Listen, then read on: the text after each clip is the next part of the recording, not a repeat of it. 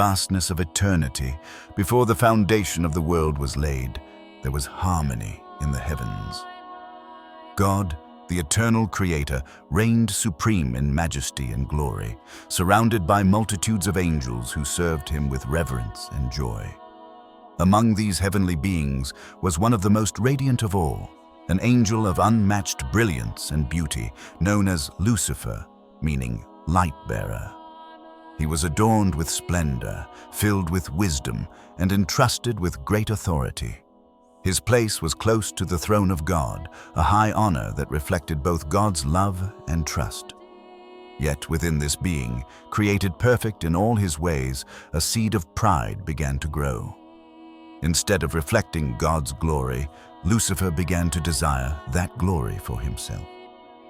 The prophet Isaiah records his heart's rebellion with haunting words. "You said in your heart, I will ascend to the heavens. I will raise my throne above the stars of God. I will sit enthroned on the Mount of Assembly. I will ascend above the tops of the clouds. I will make myself like the Most High." What began as pride soon became open defiance. He was not content to serve. He wanted to rule. He was not satisfied with worshiping. He demanded to be worshipped. This ambition was no small thought, no fleeting temptation. It became the defining rebellion of all history, a creature exalting himself against his creator. Lucifer's pride drew others into his deception. A third of the angels listened to his lies, captivated by the promise of freedom apart from God's rule. They too turned their loyalty away from the Almighty, and in that rebellion they sealed their fate. No longer angels of light, they became fallen, forever corrupted, sharing in the judgment of their leader. Heaven, once filled with perfect unity, was shaken by a great conflict, a cosmic war between loyalty to the Creator and rebellion against him. The book of Revelation paints the scene with dramatic imagery, and there was war in heaven. Michael and his angels fought against the dragon, and the dragon and his angels fought back. But he was not strong enough, and they lost their place in heaven.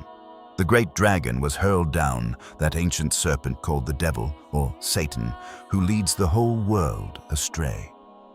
Lucifer, now called Satan, meaning adversary, was cast out from the presence of God. His beauty turned to corruption, his wisdom twisted into deceit, and his mission forever changed.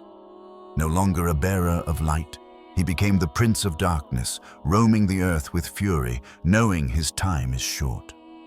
The fall of Satan is more than a story of one angel's pride. It is a warning to every heart. Pride is the root of all sin, the quiet whisper that says, "I know better than God. I deserve more. I will be in control."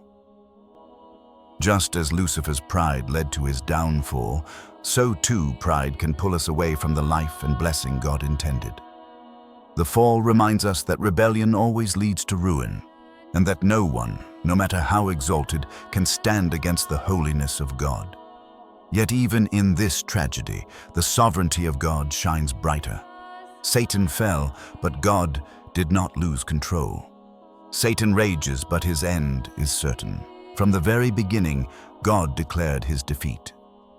Through Christ, the true light of the world, the power of darkness is overcome.